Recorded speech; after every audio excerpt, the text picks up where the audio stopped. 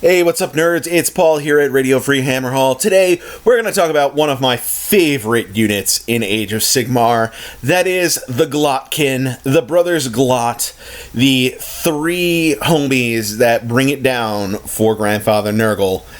Let's just start with this beautiful model. I am a huge fan of this model. I wanted it before it was even really good to play with. I really just bought it to paint it up because it was really cool, and now I think he's really got legs in 3rd edition. Unlike many things that come out of Chaos, he only has 2 legs, but I think they're quite strong legs at this point. So, let's take a look at his Warscroll, and after that we will get a little bit deeper of a dive into what everything here does. So his damage table is the first important thing to look at.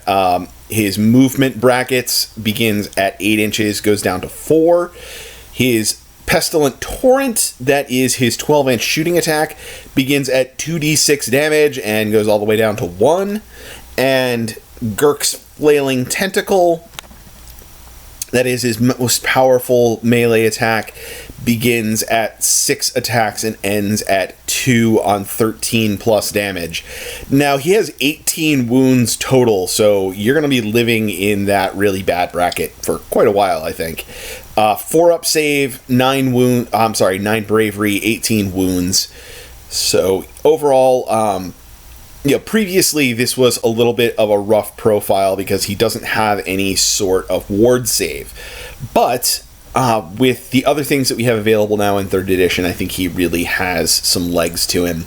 So the Pestilent Torrent is a 12-inch shooting attack, 3s, 4s, rend 2, as I mentioned before, begins on 2d6 damage. I just recently used this to take out Marathi, was really happy about that. That was a lot of fun.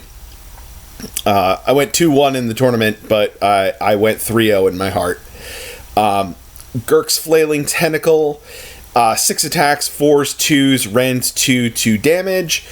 The Lamprey Maw, 1 attack, 3s, 2s, rend 1, d3 damage. And Otto's Poison Slick Scythe, 3 attacks, 3s, 3s, rend 1, d3 damage. Now, something to keep in mind for all of these melee attacks is that his command ability is going to affect himself. So the Lords of Nurgle command ability, you use this command ability in your hero phase, as you do with all Nurgle command abilities. If you do until your next hero phase, add 1 to the attack's characteristic of any melee weapons used by friendly Nurgle units while they are within 14 inches of this model. So he's always within 14 inches of himself, so that means that he's got +1 across all of his melee profiles. Because this is just always going to be on. I don't think I've ever not turned this on in any hero phase in 3rd edition. Also important to note here is that he affects all Nurgle models with his command ability, so that's Demons, Mortals, that is Rotbringers, that is Slaves to Darkness with a Nurgle mark, that is now apparently also your Beasts of Chaos that are Coalition units. Which, of course, makes me take another look at our Beasts of Chaos Coalition units, because with the way things have changed, some Bestigor might be kind of interesting now, especially if they're backed up with the Glottkin giving them extra attacks. So, over in the rest of their abilities, Mountains of Loathsome Flesh, you roll a die for each enemy unit within an inch of this model after it completes a charge. On a 4-up, that unit suffers D3 mortal wounds. Blessings of Nurgle, they heal D3 in your hero phase. And Horrific Opponent, this is one that for some reason I always forget, but it is a fantastic rule.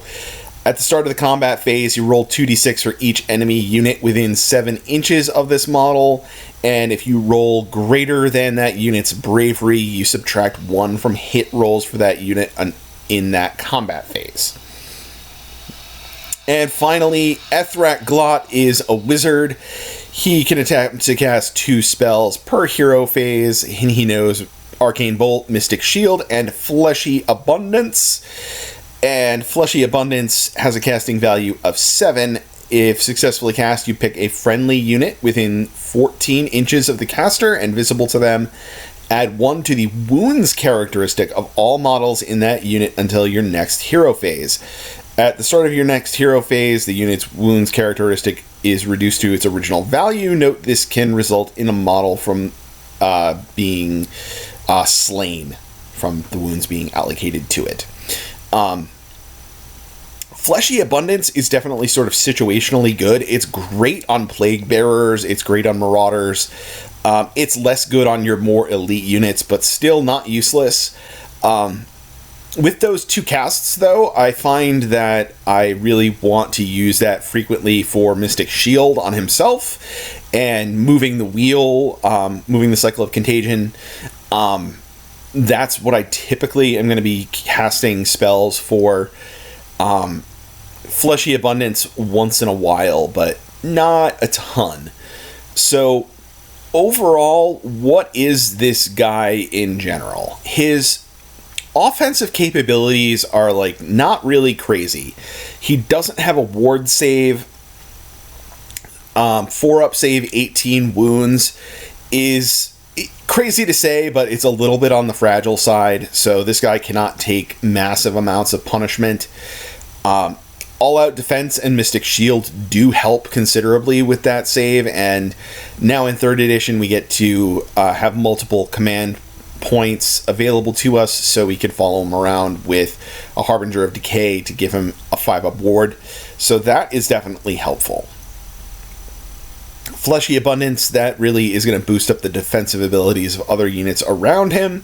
Horrific Opponent does have the potential to hand out some -1s to hit, but that's somewhat unreliable. It really depends a lot on the enemy army that we're looking at. So overall, I would say the big thing for this unit is that it's really a support hero monster, and it has enough of a damage profile that it's going to be able to get in there and score a few extra points in your battle tactics, because he can punch. He doesn't punch that hard, but he can punch. So let's take a little bit deeper of a look at this. So that command ability is an aura, so it's targeting the Glottkin. That means that all of your other Maggotkin command abilities that happen in the hero phase can stack with this, unless you're trying to target the Glottkin with another command ability. That's something that's really useful in Maggotkin of Nurgle currently. With our current book, they really need to have command abilities that are auras, or have things that trigger off of the hero phase in some way, or are not command abilities, so that you can use multiple abilities to buff up your units. Because it's an old book, all of the command abilities on Warscrolls all trigger in the hero phase. So it becomes a problem when you really want to create a Death Star for a unit, or for one turn. If you don't have command abilities like this that's an aura, it can create a bit of a logjam for you. And this command ability makes it really useful, and that 14 inches, it is also not wholly within, it's just within. So old wording giving us a great benefit here. So it's really pretty easy to get him buffing up your attacking units, and doing so from a safe distance. As I mentioned before, the Harbinger of Decay, he also is no longer fighting with the Glottkin for command points. So you can use the Glottkin's command ability and the Harbinger of Decay's command ability, which are both auras, so you can throw a third one in there as well to buff one of your attacking units. And not have any issues. It was formerly a major problem, and was really one of the things that kept the Glottkin out of a lot of lists, was because he's so command point hungry. He wants to use that command point every turn, so does the Harbinger of Decay. And in prior editions, you only had one command point per turn to work with. Now you've got several command points per turn, at least 2 most of the time. So this really gives you the ability to use multiple command abilities, stack those abilities up. Harbinger of Decay is going to make the Glottkin a lot more durable. You also have All-Out Defense and Mystic Shield to buff up his defense even further. Both of those very easy to accomplish. So you can keep him much safer than he used to be. He would still be so much better if he was a 3-up save instead of a 4-up save base, but doing this is at least a help to it. As I mentioned before, Bravery 9 is a really easy heroic recovery, which again makes his defensive capabilities that much better. He can heal D3 at a 72% odds and an extra 11% for a healing of 1. So total of 83% chance of healing every time you use heroic recovery. He's also a wizard that can cast Emerald Life Swarm and heal himself that way as well. In addition, he is a Rotbringer, so he is affected by the Lord of Afflictions reroll 1s to hit, and also can benefit from all-out attack to really significantly boost up the offensive capabilities. Interesting thing to note here is that their Finest Hour doesn't really do much for the Glottkin. He's already wounding on 2s on everything except Otto's Scythe. So your main attack, that Flailing Tentacle, is already wounding on 2s, so Finest Hour is not really going to help you. That is mainly for buffing up your saves in this particular this particular instance. So Lord of Afflictions and All-Out Attack combined together can boost him up to an average of about 11 damage per turn versus a 4-up save, which is, that's enough to take out a unit. That is pretty solid. You can buff him up and get him in there and complete those battle tactics for the monster bonus. I'm not going to say regularly, but he can score a couple for you per game, which is certainly enough with how tight the scoring frequently is in 3rd edition. The big thing that you're going to be using him for overall is as a big support piece. He's a 395 point support piece for the most part, but all of those extra attacks that he throws around, especially on things like Plague Drones and Puscoil Blight Lords that have multiple attack profiles, those are going to be boosted up really significantly by his command ability. It's really, really powerful. And a 14-inch aura, also, it's not targeting one unit like the Great Unclean One does. And it's not targeting just demons like the Great Unclean One does. It is everybody within 14 inches. So that ends up being, especially with the shrunken 3rd edition board, that is a lot of the board because he has a really large base. So that radius becomes even bigger. It is a very, very strong command ability and turns your offensive capabilities on for Nurgle. And when he's backing up demons, you also have Sloppity Bilepiper that can further buff things up and add more attacks. I really like the Glottkin and Sloppity Bilepiper in combination with a unit of 4 Puscoil Blight Lords, because they are demons, so they're getting +2 attacks to all of their profiles. So just their riders are going to be throwing 20 attacks. So very strong overall.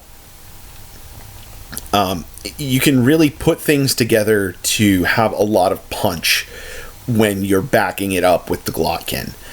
I really, really like this a lot. I think this is kind of a sleeper right now in the Nurgle lineup.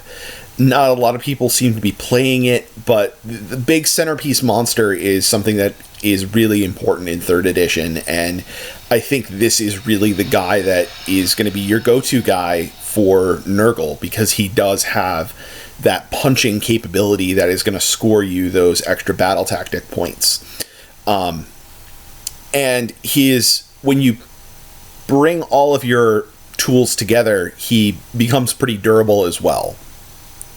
You know, he'll spend most of the game on a 3-up save, with a 5-up ward save from the Harbinger of Decay, 18 wounds, healing, you know, D3 in every hero phase you have, a very good chance of heroic recovery twice per battle round, and then also very easy to bring along the Emerald Life Swarm for another 2d3 every battle round. So potentially you're looking at like 5d3 per battle round that he can heal, in addition to his defensive capabilities. You know, let's not forget that he's also potentially handing out -1 to hit, which is a defensive buff for him as well as everything around him. And if you are really playing kind of cagey with him and only reserving him as a combat piece for those battle tactics that you want to score extra points on, then I think he's going to be very survivable. So far, my own games with him, typically he survives and doesn't get touched unless he has something that is going right after him that is just going to bring down anything that you have. It could be a Great Unclean One, it could be the Glottkin, it could be a Mega Gargant.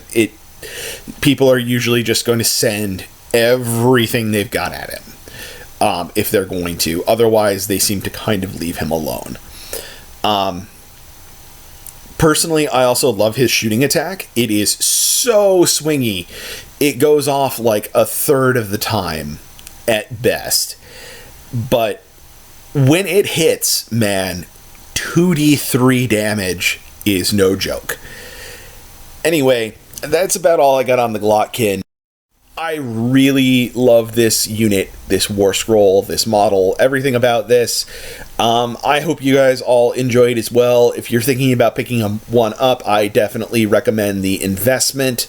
Don't forget to like and subscribe as always, and turn on your notifications if you are new here.